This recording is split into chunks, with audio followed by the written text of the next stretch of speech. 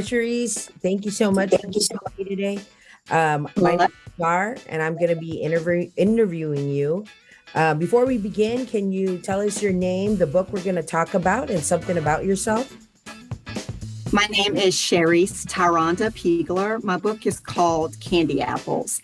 It's about teaching kids about integrity and making decisions.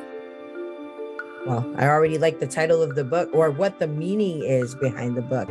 And Cherice, how many books have you written, and which one's your favorite? I have written 2 books. Candy Apples is the only one that's been published, but my second book, Seeds of Faith, that's in the publishing stage at this time. All right. And can you share with us the significance of the title Candy Apple? Candy Apples, it is parallel to the story in the Bible. The Garden of Eden, is parallel to that story because in the Bible, Adam and Eve both had to make a choice. And in my story, Candy Apples, the main character, Cameron, he is put in a position to make a choice as well. Wow, that's really a good significance to the title of your book. And can you share with us a snippet that isn't in the blurb or excerpt? Yes. And the snippet that I will share is Cameron's thought process in making a decision. It reads, Cameron thought, what can I do to avoid giving in to urges that I want to do, but I understand will cause negative consequences? When I do make a poor choice, how can I self-correct? A moral person understands how to self-correct. Will I choose to do the right thing when no one is looking? Doing the right thing when no one is looking means showing integrity. Boy, that's a really good message. I'm excited to finish reading your book. Does one of the main characters hold a special place in your heart? If so, why? Yes, the main character, Cameron, he is my son. And I started writing the book when he was 3. He's now about to turn 6 this month. And aside from Cameron, do you have a favorite character that you've written? He is the main character of my first book and my second book. And so he is the focus with me teaching the skills. And I'm excited to teach it to him because in the midst of teaching it to Cameron, I'm able to teach it to other kids around the world. No better example than at home, right? Your child, and then moving it to other kids. A child may look at the apples and the cookie and want both. What is the significance of the candy apple? The significance of the candy apple is it teaches delayed gratification. It teaches that you have to sometimes wait for what you really want. And you have to take what's given to you at the time, especially if it's not going to hurt you or anyone else.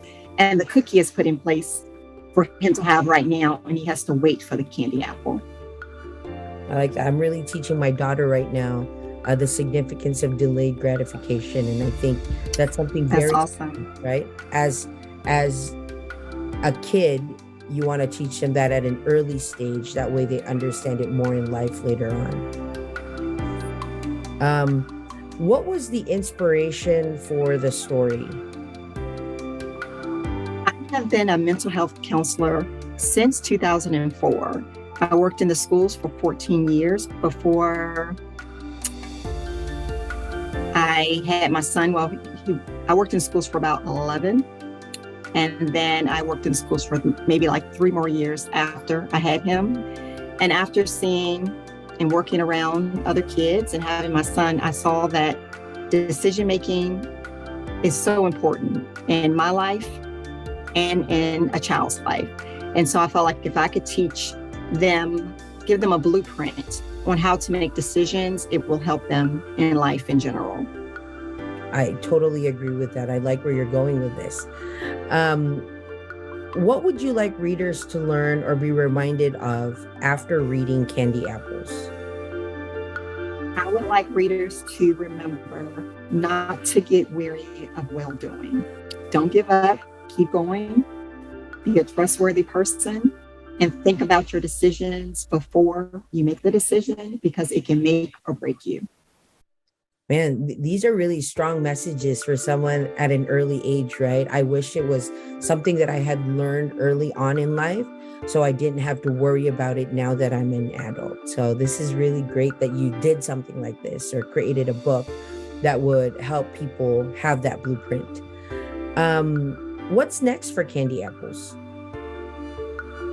I would like to see Candy Apples be endorsed by Oprah, T.D. Jakes, Teray Roberts, Sarah Jakes Roberts, Priscilla Shirer, Joel Osteen, some of my favorite people of God that I listen to. I would love to see an endorsement with those people and others. I'm so open to work with them as well. If they wanted to make it into a short movie, I'm open to do that as well. I like that. And I think this is worth doing a short movie. You already mentioned one of my favorite guys. I just listened to him this morning, Joel Osteen. I listen to him every day. So I already feel connected to you somehow. So I'm excited for what's next for Candy Apples. Can you tell us about your first published book and what the journey was like writing Candy Apple? I decided to write Candy Apples at the end of 2019, and that was right before COVID hit. It was a process that was supposed to take about 7 months, but because of COVID, it took 2 years.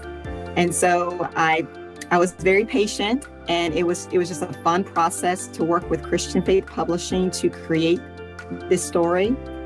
And what I really enjoyed is creating the pictures, letting Christian Faith Publishing know what I would like to see on paper, and then watching them bring the pictures to life. Nice. And I know you talked about you wrote 2 books, and one of them has been published, which is Candy Apple. Now, which of those books do you think was more enjoyable to write? Your Candy Apple or your second book?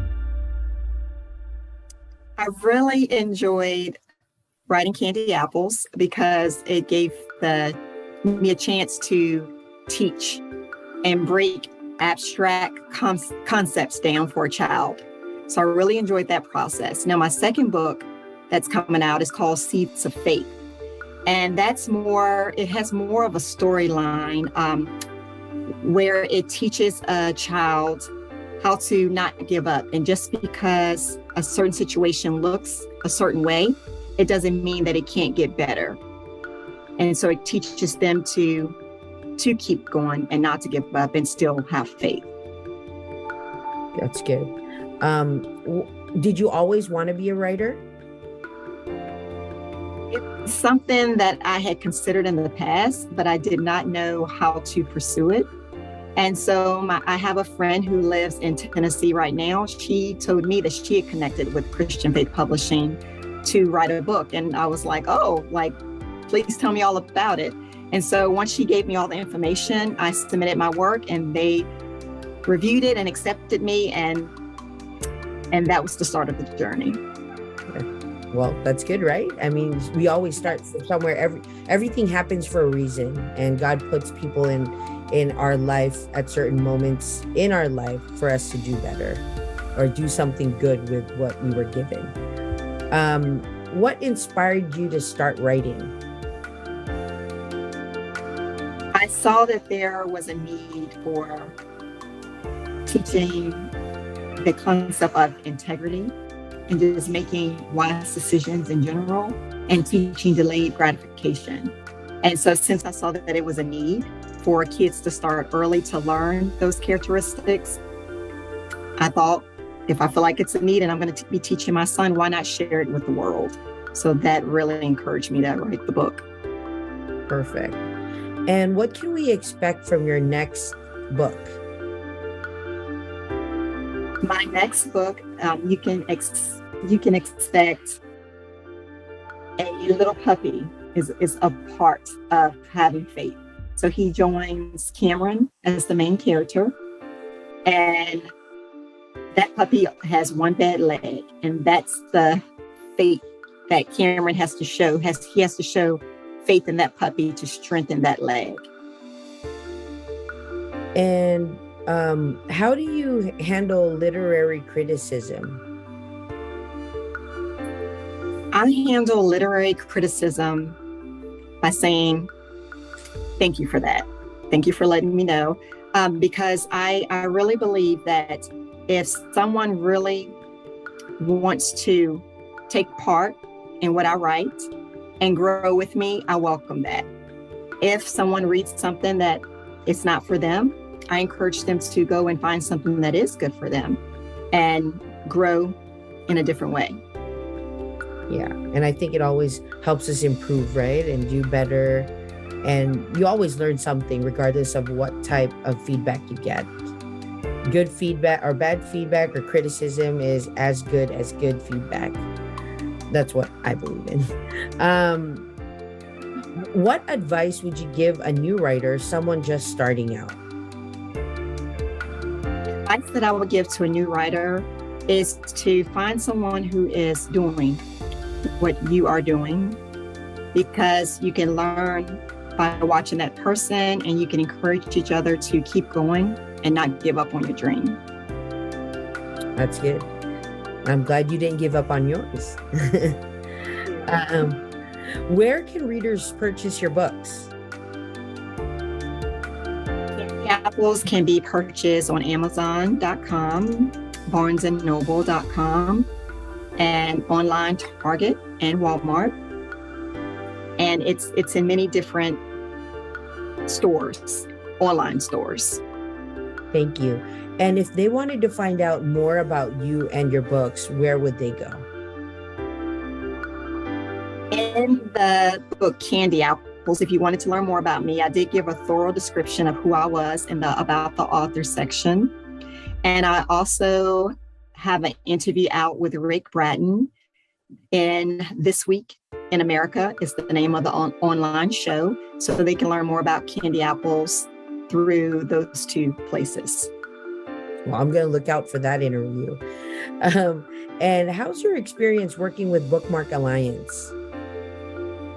My experience with working with Bookmark Alliance has been very enjoyable. They have been very patient and bringing new opportunities my way.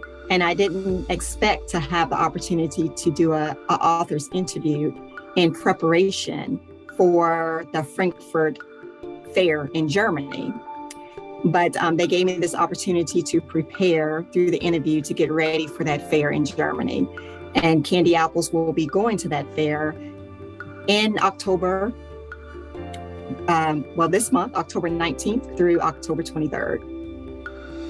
Well, thank you so much. It's been a great experience working with you too. I really enjoyed this interview, and I hope, everything works out, and I look forward to hearing more about the books that you're about to publish. Thank you so much. You're welcome.